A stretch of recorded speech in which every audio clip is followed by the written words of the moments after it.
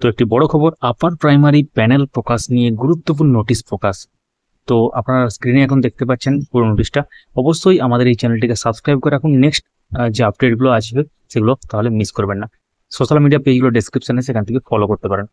তো এখানে দেখতে পাচ্ছেন যে নোটিশটা, publication of panel in respect of first SLST 2016 upper primary levels classes, যেটা লেভেল অফ ক্লাসেস যেটা upper primary, except 10% seats reserve for para teacher.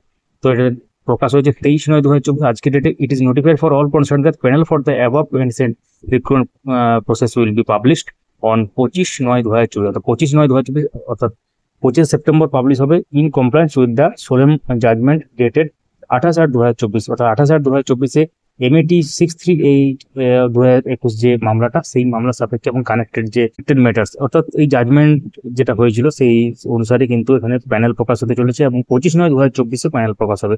তারপর notice this notice intimating the schedule for the first phase of counselling will be published soon দেয়ারআফটার।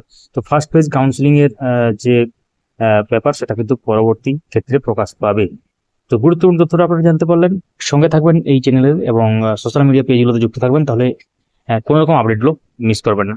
Thank you so much for watching. কমেন্টে জানাবেন যে কারা কারা আপার প্রাইমারির জন্য wait করে আছে।